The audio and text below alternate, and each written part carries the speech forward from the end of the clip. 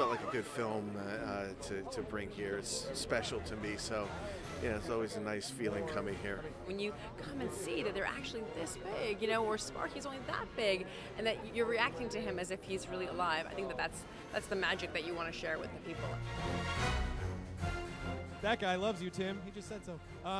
Congratulations. I'm taken, sorry. Growing up on horror movies and monster movies, there's lots of little homage things that were personal to me. Hopefully you don't have to know what they are. If you don't know those kind of movies, hopefully it doesn't really matter. But for me, I just tried to make anything as personal as I could because it's that kind of a project for me. I think it's such a great film to bring to ComicCon because, well, number one, of course, it's a Tim Burton animation. There are a lot of Tim Burton fans out there, and it kind of really does fit in, the mad scientist, Frankenweenie, Frankenstein essence of it all. Bringing it in, it really can fit in because of the monsters and everything. And that's what ComicCon is all about. It's about comics. It's about fictional characters kind of brought to life. So it really does fit perfectly with everything here. Being one of the original characters, but refined in a new way, and also giving a shout out to the past because it is kind of an Igor-like character. It really is cool to have that, get brought back and being a part of it. When you see an original something and then have it redone, and it's redone very, very, very well, or with an entire new age technology that they didn't have back then, it is just amazing. It really is. Allison had this idea to bring the sets back for Frankenweenie this time and put the puppets on the floor and let people come out and play with them and touch them and experience it.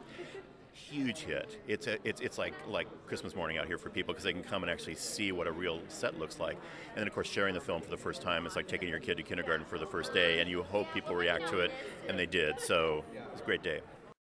To go from Tim's drawing all the way to a finished puppet that is going to have the ability to move on screen in such a way as to make you forget that it's a puppet it's a magical process.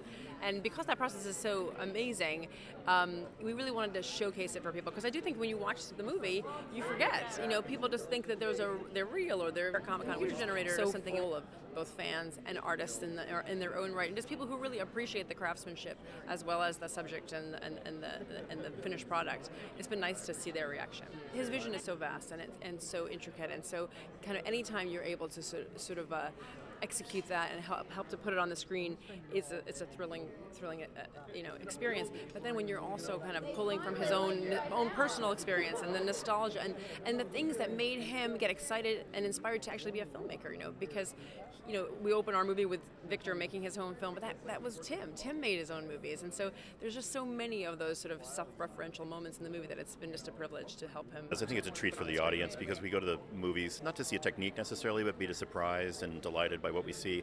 So to go in and see not only a black and white movie, but in 3D and with puppets and with Tim and all the great craftsmen that work along with him is really great.